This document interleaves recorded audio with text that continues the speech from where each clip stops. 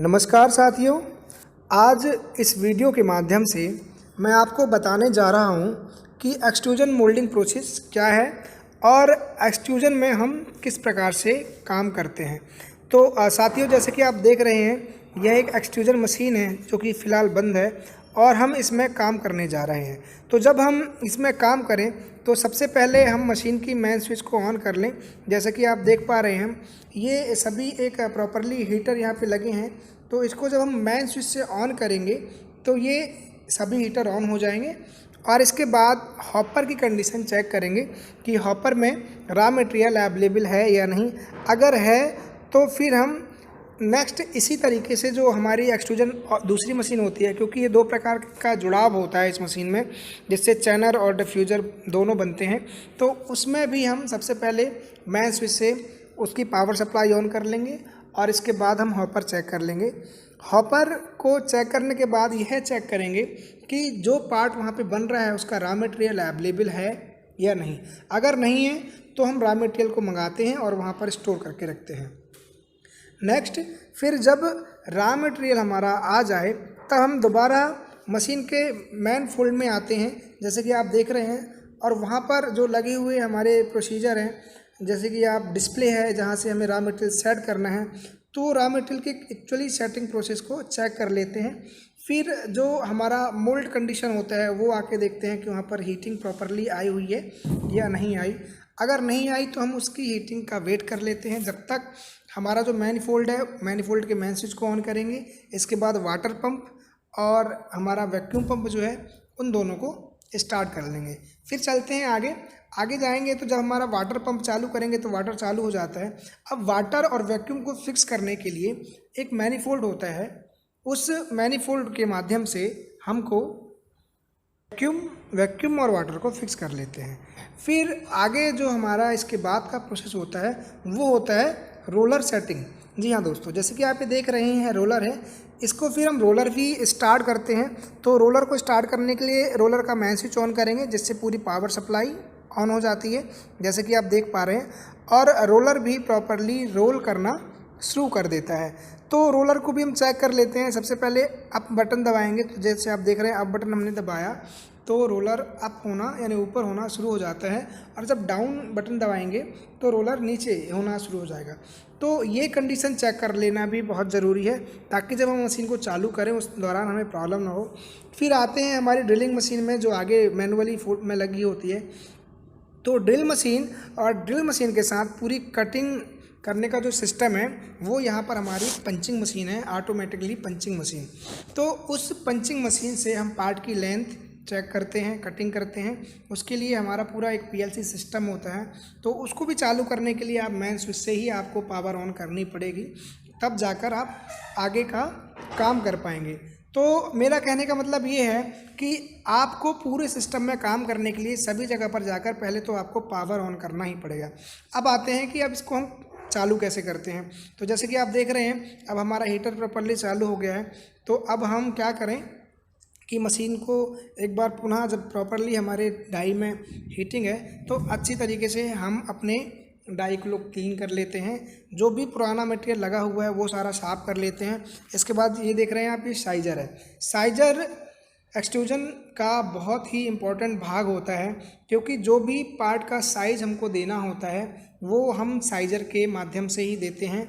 इसलिए साइजर में किसी भी प्रकार की प्रॉब्लम नहीं हो, इसलिए हम उस साइजर को पहले ही साफ़ करते हैं, अच्छी तरीके से क्लीन करें। अगर साइजर के खानों यानी खंडों में कुछ प्रॉब्लम फंसी हुई है या वैक्यूम में कुछ दरारों में कुछ प्रॉब्लम आ रही है तो उनको क्लीन कर लेते हैं और इसके बाद साइजर को बंद कर देते हैं। अब हम मशीन के एक्सट्रूजर फोल्ड पे आते हैं, उससे रॉ मटेरियल को सेट कर लेते हैं। जैसे कि आप देख रहे हैं, यह रॉ मटेरियल की एक फिक्स फ्रिक्वेंसियाँ हम चेक कर रहे हैं, और सेट करने के बाद स्टार्ट का बटन दबाकर रॉ मटेरियल आने के लिए स्टार्ट कर देते हैं, जिससे कि दोनों ही मशीनों की ये कंडीशन में हमें चालू करना बहुत ज़रूरी है। अब आप देख पा रहे हैं कि धीरे धीरे डाई से रॉ मटेरियल बाहर मेल्ट होकर आ रहा है। तो जो हमारा पुराना रॉ मटेरियल जो लगा हुआ था उसको हम सीजर के माध्यम से अलग कर देंगे। इसके बाद रॉ मटेरियल को हम साइजर में डालेंगे यानी पुश करते हुए आराम से, क्योंकि वह बहुत गर्म होता है। या तो आप ग्लव्स पहनकर उस वहाँ पर काम करें या फिर आप सीजर के माध्यम से साइजर के अंदर मटेरियल को डालें। फिर जब साइजर के अंदर से होते हुए हमारा मटेरियल एक चैन बनाता है, तो उस चैन को यानी उस लेयर को धीरे धीरे करके हमें रोलर तक पहुंचाना होता है। जब तक हमारा मटेरियल रोलर तक ना पहुंचे, यानी एक प्रॉपरली डाई से लेके रोलर तक एक चैन ना बने, तब तक हमें उसको इंतज़ार करना बहुत ज़रूरी है कि जब वह एक मोटी थिकनेस लेकर एक चैन बना देता है तो वो फिर बीच से टूटने के चांस उसके कम हो जाते हैं, वह एक अच्छी कंडीशन में काम करने लगता है। तो आप जैसे देख रहे हैं कि रोलर से लेके और डाई से लेके रोलर तक एक प्रॉपरली बहुत बढ़िया हमने चैन बना दी है। जब हमारी ये चैन बन जाती है तब हम पुनः एक बार साइजर के पास आते हैं, और साइजर के पास आने के पास सबसे पहले टूल से निकल रहे मटेरियल में सीजर के माध्यम से 2 होल करेंगे। 1 या 2 होल इसलिए किए जाते हैं ताकि जब ये होल किया हुआ मटेरियल हमारे साइजर के अंदर जाएगा तो वहाँ से वो वैक्यूम को ऑब्जर्व कर लेगा और अपनी डाई में फिक्स कर लेगा। फिर धीरे धीरे हम डाई को के पास साइजर को लेकर जाएंगे, और जैसे ही हम साइजर को पास में लेकर जाते हैं, आप देख रहे हैं कि यह हमारा एक साइज में रॉ मटेरियल फूलकर बाहर निकलने लगता है। और जब ये बाहर निकलने लग जाता है तो एक इस कंडीशन का पार्ट बनके तैयार हो जाता है।